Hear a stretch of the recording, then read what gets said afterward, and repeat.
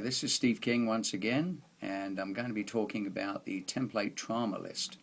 Now, following an assessment and a determination of a client's goals, I will often suggest to them that they begin befriending themselves by making what I call a chronological template trauma list. Now, I suggest they take a sheet of paper and write in a vertical line the numbers 1 through to whatever age they presently are. Then to write down any trauma that they actually remember alongside the age at which they were when it actually occurred. If you have any ongoing disturbances, effects or negative impacts of shock or trauma, then I would recommend that you do this too. This is about honoring yourself and what has happened either directly to you or what you were witness to, just as you would if it were for someone you loved unconditionally, and I mean honoring yourself by that. It could be a situation or situations of trauma, overwhelm, or feeling absolutely helpless.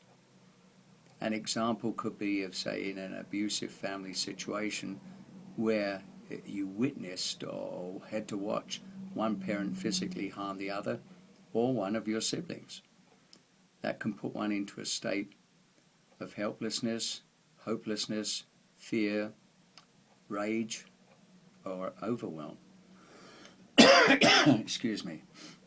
In order to save any possible embarrassment or harm if the list were to be read by another person, I would suggest that you note the trauma in such a means or such a manner or way that only you can understand what it truly means, and that, unless you wish to, you therefore never have to share it. An example would be, say, if a person were attacked by a dog at age 7 and it was traumatic. So beside the number 7, you could just put the word dog.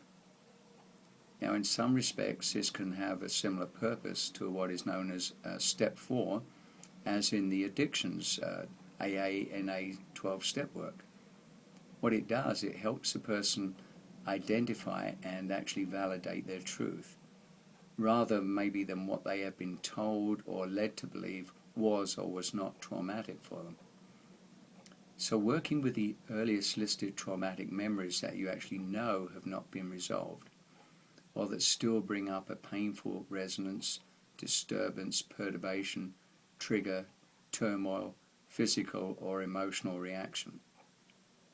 For example, fear, phobia or anxiety is hopefully the beginning of breaking up the foundation, almost like looking at it like a building, and imploding the building of self-harming, self-defeating, and often self-medicating behaviors and beliefs. Many similar situations in the present time can elicit the same type of reaction as a person experienced at the time of the original trauma. This suggests that it would be more efficient and therefore hopefully less painful and time-consuming to work through the earliest known traumas that continue to recreate that unwanted reaction. Now, this would be in order to implode the other layers of the building that contain the same emotions. For example, shame, guilt, and fear, etc.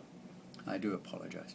If the layers are then worked through, it will also break apart the original foundation through the reframing that would actually take place. That is, recognizing that one was helpless, dependent, and a victim. This would leave the original lot, or soul, ready and waiting for a new foundation and building.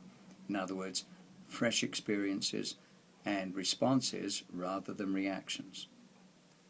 This is as a result of finally having a true sense of choice, independence, and in this state, the willingness to be healthily vulnerable, to forgive, to love unconditionally, to befriend the self, and be connected and comfortable with one's own spirituality or higher power. Thank you.